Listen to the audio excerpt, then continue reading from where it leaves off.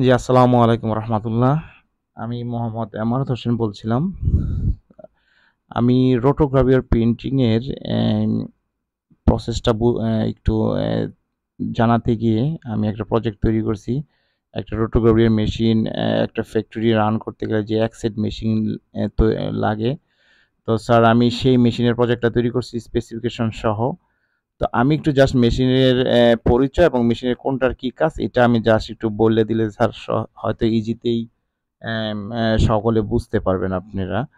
তো স্যার আমি যদি একটু বলি সেটা হলো প্রথমেই আমাকে এখানে রোটোগ্রাফিয়ার প্রিন্টিং প্যাকেজিং যে প্রিন্টিং মেশিনটা এই মেশিনটা সম্পর্কে আমি বলতেছি।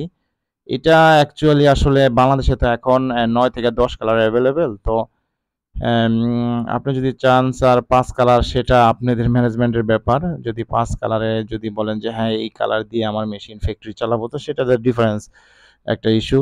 তো এখানে ৭ কালার ৮ কালার হলে সবচেয়ে বেস্ট হয়। তো স্যার এটা হলো প্রিন্টিং মেশিন। এই প্রিন্টিং মেশিনটাতে আমরা বিউপিপি, পিটি ফিল্ম, লাইলন এবং পেপার, ফয়েল এগুলো আমরা প্রিন্ট করব মূলত।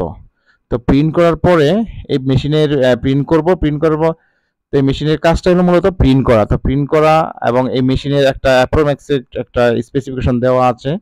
তো এই প্রিন্ট করার পরে এটাতে যাবে। প্রিন্ট করার পরে বিউপিপি, পিইটি ফিল্ম বা পেপার প্রিন্ট করার পরে তখন আমরা এটাকে ল্যামিনেট করব, ল্যামিনেশন করব। তো ল্যামিনেশনের কাজ হলো যে ল্যামিনেশন মেশিন এটা ড্রাই ল্যামিনেশন মেশিনও হতে পারে, ওয়েট ল্যামিনেশন মেশিনও হয়।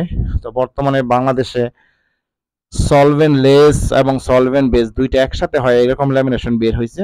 তো এটা নর্মালি ড্রাই ল্যামিনেশনের যে স্পেসিফিকেশনটা দেওয়া আছে ড্রাই মেশিন এই প্রিন্টিং এর পরে ল্যামিনেশনে আসে।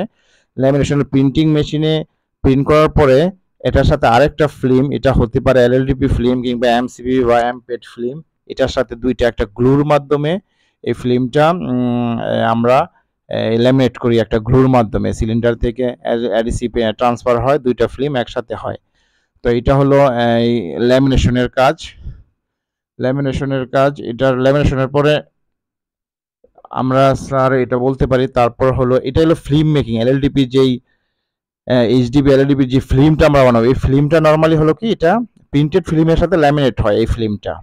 তো এই ফিল্মটা দেওয়ার কারণ হলো কি এই ফিল্মটাতে আমাদের যে আমরা প্যাকেটগুলো পাউচ করি কিংবা 3 লেয়ার 4 লেয়ারের ক্ষেত্রে বিশেষ করে এলএলডিপিটা ফিল্মটা ইউজ হয়। এটা নর্মালি এটা হলো সিলিং প্রপার্টিজ খুব ভালো, এটা ভিতরে প্রোডাক্ট ভালো রাখে এবং এটা ল্যামিনেটের মাধ্যমে এই ফিল্মটা আমরা এই প্যাকেট করি, ল্যামিনেশনের মাধ্যমে এই ফিল্মটা আমরা ইউজ করি ল্যামিনেশন মেশিনে। দেন হলো এটা হলো স্যার ইন্সপেকশন। ইন্সপেকশনের কাজ হলো নর্মালি আমরা জানি ইন্সপেকশন মানে মূলত হলো ইন্সপেকশন করা বা যাচাই বাছাই করা। এখানে হলো প্রিন্ট করার পর বা ল্যামিনেট করার পর আমাদের যে অফ কোয়ালিটি বা খারাপ মাল যেগুলো থাকবে এই মালগুলোকে আমরা এখান থেকে ডিটেক্ট করে ফেলবো। এখান থেকে আমরা ফ্রেশ মালটা বের করব। এটা প্রিন্টেড পিটি প্রিন্ট করার পরও এখানে রিঅন করি ল্যামিনেশনের আগে, আবার ল্যামিনেশন করার পরও এখানে রিঅন করি, ইন্সপেকশন করি যে খারাপ মাল এখানে আছে কিনা। তো খারাপ মালটা এখান থেকে সরিয়ে দিয়ে আমরা ফ্রেশ মালটা নেই। ফ্রেশ মালটা দেন হলো আমরা কি করি স্লিটিংয়ে নেই। স্লিটিংয়ে এ হলো স্যার স্লিটিং মেশিন। এই স্লিটিং মেশিনে মাদার রিলগুলো থাকে, এই মাদার রিলগুলো আমরা ছোট ছোট রিলে দিয়ে দিই কাস্টমার রিকোয়ারমেন্ট অনুযায়ী। এখানে স্লিটিং উইথ থাকে, কোনটা কত মিলিমিটার কোনটা কত এম এ আমরা কাটবো পাউচ অনুযায়ী বা প্যাকেট অনুযায়ী। দেন আমরা এখানে মাদার রিলগুলোকে এখানে ছোট করে টিনি রিল করি আর কি। তো এটা স্লিটিং এ দিয়ে দিয়ে দেন প্রোডাক্ট এটা ফুডে হোক আর অন্য জায়গায় হোক আর প্রোডাক্ট এটাতে মেশিনে নিয়ে এখান থেকে প্রোডাক্ট বের করে। এটা হলো স্লিটিং মেশিন, এটার স্পেসিফিকেশনগুলো দেওয়া আছে। তো একটা অ্যাপ্রক্সিমেট স্পেসিফিকেশন। দেন আমরা ফাইনালি যদি বলি আমরা স্লিটিং মেশিনটা এটাতে ফাইনাল যেগুলো আমরা রুল আকৃতিতে আমরা কাস্টমারে বা আমরা দিব রুল আকৃতিতে, তো সেগুলো আমরা স্লিটিং থেকে ফিনিশ করে নিয়ে যাব। আর যদি যেটা ব্যাগ মেকিং হবে যেমন এখানে শ্যামাইয়ের প্যাকেট আছে বা এনার্জি পাউচ আছে, চকলেট ভার আছে, এই ধরনের যে প্যাকেটগুলা এইগুলো আমরা এখানে কি করি স্লিট করার পর দেন হলো পাউচ মেকিং এ আনি।